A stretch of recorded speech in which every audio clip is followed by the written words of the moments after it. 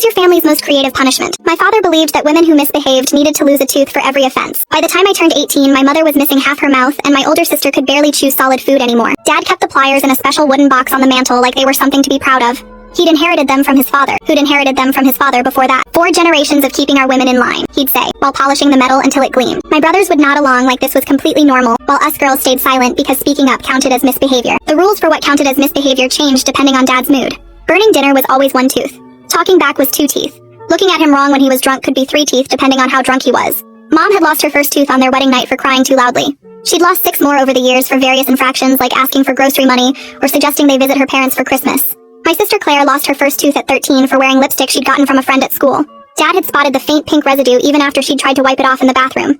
He'd called all of us into the living room for the ceremony like he always did. My brothers held her arms while Dad got his pliers, and Mom just stood there with tears rolling down her face, because crying silently wasn't considered misbehavior, but trying to intervene was worth at least 2 teeth. I learned to be invisible after watching what happened to Claire. Never spoke unless spoken to directly. Never made eye contact. Never did anything that could be interpreted as defiance. But perfection was impossible in our house because Dad would find reasons to punish us, even when we'd done nothing wrong.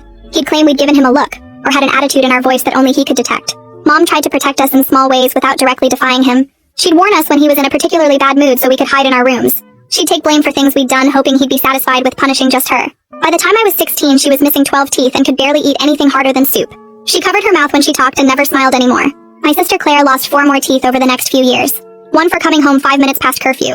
1 for getting a B on her report card instead of straight A's. 2 for refusing to quit her after-school job when Dad decided she was getting too independent. She started developing a lisp from the gaps in her mouth, and kids at school called her a hockey player because of all the missing teeth. The ritual was always the same. Dad would announce the infraction at dinner, then make us all gather in the living room. The guilty party would sit in the special chair they'd inherited along with the pliers. My brothers would hold her shoulders. Dad would make a speech about maintaining order and respecting authority while heating the pliers over a candle flame to sterilize them. Then he'd reach into her mouth while she tried not to scream because screaming was another tooth. I made it to 17 without losing any teeth, which Dad said was suspicious. "No woman is that well behaved," he'd mutter while staring at me during dinner. "You're hiding something." He started inventing infractions just to have an excuse. I'd apparently looked at him disrespectfully even though I hadn't looked at him at all. I'd walked too loudly on the stairs. My breathing was aggressive. He was building up to something and everyone knew it. Things changed when our cousin visited from the city and saw Mom's destroyed mouth. She pretended everything was normal during dinner, but I saw her taking pictures when she thought no one was looking. 2 days after she left, we had cops at our door. Someone had reported suspected abuse. Dad was calm as he explained that the women in our family had genetic dental problems, and he showed them forged medical records he'd been preparing for years just in case. After the cops left, Dad called a family meeting. "Someone in this house contacted outsiders," he said while looking directly at me. "That's the ultimate misbehavior." I protested that I hadn't done anything, but he'd already decided I was guilty. 10 teeth, he announced, all at once, tonight. Mom actually gasped out loud, which earned her 2 more teeth for the outburst. That night, they prepared everything while I sat in my room trying not to throw up from fear. 10 teeth would destroy my mouth. I'd look like a monster. I'd never be able to eat normally again. Mom snuck into my room after midnight when Dad was drinking with my brothers.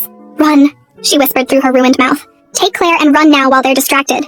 But Claire was too broken to run. She just sat in her room staring at nothing like she always did. I could hear Dad calling my name from downstairs.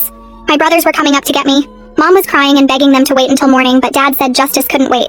They dragged me down to the living room where the chair was waiting. Dad had the pliers ready, and my brothers took their positions. "Open wide," Dad said with a smile that showed all his perfect teeth. "This is what happens when women forget their place in this family." Mom screams like something broke inside her and throws herself sideways into the bookshelf. Books and picture frames crash to the floor in a mess of glass and paper. Dad and my brothers all turn toward the noise at the same time. "I don't think... just move."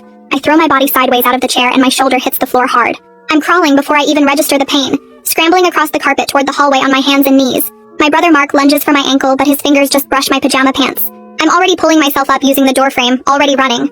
I take the stairs 3 at a time and my bare feet barely touch the steps. Dad roars something behind me, but I can't make out the words over the sound of my own breathing. I hit the back door at full speed and don't even try to turn the handle properly. Just slam my whole body against it until it flies open. The cold night air hits my face and arms like a slap. I'm running across our yard in just my pajamas and bare feet. The grass is wet and cold under my feet. I can hear Dad's voice getting closer behind me. I don't look back, just run harder toward the road. My lungs start burning after the first block. The gravel road cuts into my feet and I can feel something warm running between my toes that's probably blood. I keep running anyway because stopping means going back to that chair. I make it 2 streets over before my legs start shaking so bad I have to stop. There's a truck parked along the curb and I duck behind it, pressing my back against the cold metal. My hands shake so badly I almost drop my phone when I pull it from my pajama pocket. I dial 911 and try to whisper, but my voice comes out shaky and too loud. The dispatcher answers and I tell her my address and that I need help right now. She tells me to stay on the line and asks where I am exactly. I describe the truck and the street name that I can barely read in the dark. She says police are 3 minutes away and to stay hidden. She keeps talking to me in this calm voice, asking my name and if I'm hurt. I tell her my feet are bleeding, but that's not the important part. I can hear Dad's truck engine somewhere close, driving slow like he's searching. The sound gets louder and then quieter and then louder again as he circles the blocks. I press myself smaller against the truck's wheel well, trying to disappear. The dispatcher keeps asking me questions about what happened, and I answer in whispers, telling her about the pliers and the chair and how I ran. She doesn't sound shocked or like she thinks I'm lying. She just keeps talking in that steady voice and telling me help is almost there. 2 patrol cars turn onto the street with their lights off. I can see them rolling slow toward where I'm hiding. The female officer gets out first and finds me still crouched behind the truck. I'm shivering so hard my teeth are chattering even though it's not that cold. She wraps her jacket around my shoulders while her partner talks into his radio. They position both patrol cars between me and the direction of my house, blocking the view. The female officer asks if I can walk and I nod even though my feet hurt really bad.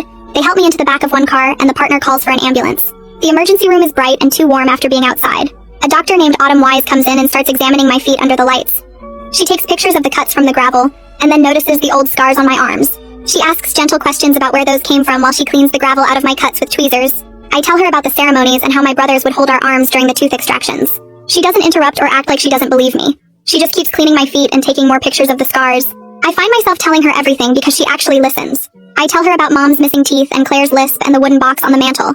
I tell her about the 4 generations and the forged medical records and how Dad was going to take 10 teeth tonight. She finishes bandaging my feet and then sits down on the stool next to the bed. She says she's going to call someone who can help, and that I did the right thing by running. A detective shows up around 2 in the morning when I'm still in the emergency room. His name is Jason Manning and he sits in the chair beside my bed with a notebook. He asks me to start from the beginning and explain everything. I tell him about the pliers and the chair and how it's been happening for generations. He doesn't act shocked or like this is too crazy to be real. He just writes everything down and asks specific questions about dates and how many times it happened.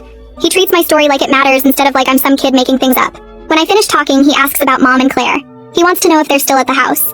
I tell him yes and start crying because I left them there with Dad. Manning says he can send officers to check on them if I want. I'm scared that a welfare check will make everything worse. Dad will know I talked and he'll punish them. But Manning says they'll be careful and just ask to see that everyone is okay. They won't mention me or say why they're really there. I agree because I need to know if Mom and Claire are safe. Manning steps out to make the call and I sit in the hospital bed staring at my bandaged feet. The officers come back about an hour later. Manning returns to my room and sits down again. He says Dad refused to let them inside the house. Dad showed them those fake medical records again and said everyone was asleep and fine. The officers couldn't force their way in without a warrant. Manning's jaw gets tight when he tells me this. He says we need more evidence to get a warrant, but right now the priority is keeping me safe. I ask what happens next and he explains about protective orders and investigations. A victim advocate arrives right when the sun is coming up. His name is Tanner Owens and he's carrying a bag with clothes and toiletries. He sits down and explains that I'll be going to an emergency shelter. The location is confidential so Dad can't find me there. He breaks down what happens next with protective orders and investigations, making it sound less scary by going through each step. He tells me I'll meet with a judge and probably have to tell my story again. He says it's normal to feel scared and that he'll be there to help me through each part. The clothes he brought are basic things like jeans and a t-shirt and a toothbrush. Everything feels surreal, like this is happening to someone else and I'm just watching. Tanner drives me to the shelter while the sky is still dark and the streets are empty. The building looks normal from outside, just a regular house in a quiet neighborhood, which I guess is the point so nobody knows it's there. A staff member meets us at the door and leads me upstairs to a small room with a bed, a desk, and a window with bars on it. She shows me how the lock works and hands me the only key. I stand there holding this tiny piece of metal and something breaks inside me, because I've never had a door I could lock before. At home my door didn't even have a lock and Dad would come in whenever he wanted. Now I have this key and nobody can get to me and I sit on the floor and cry. So hard I can't breathe. The staff member sits with me until I calm down, and then shows me where the bathroom is and tells me breakfast is at 7. I lock the door after she leaves and test it 3 times to make sure it really works. The room is basic but clean and there's a stack of donated clothes in the closet that mostly fit. I try to sleep but every sound makes me jump because part of me thinks Dad will find me somehow. Morning comes and I go downstairs for breakfast, where there are 4 other women and 2 kids, but nobody asks questions. After breakfast, the staff member whose name is Rita gives me a huge stack of paperwork to fill out. Medical history, insurance information, emergency contacts, safety planning documents. My hand cramps from writing and some of the questions make me cry again, like the one asking if I feel safe. A nurse comes by to check my feet and change the bandages and take photos of the cuts for documentation. Then I meet with a crisis counselor who has an office in the basement.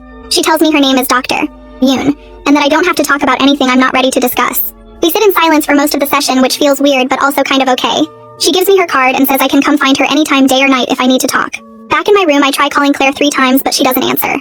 Each time it goes to voicemail, I feel sicker because I don't know if she's okay, or if Dad is punishing her for me running. I text her asking if she's safe, but the message just says delivered, not read. My stomach hurts so bad I can barely eat lunch. Manning calls around 6 that evening and asks how I'm doing at the shelter. I tell him about trying to reach Claire and he says he'll look into it. Then he tells me he contacted Veronica to ask about the photos she took when she visited. I feel guilty dragging her into this, but Manning says she's the one who reported the abuse in the first place, so she's already involved. He asks if I'm okay with him using those photos as evidence and I say yes because we need proof. Veronica calls Manning back within an hour and says she's sending everything she has.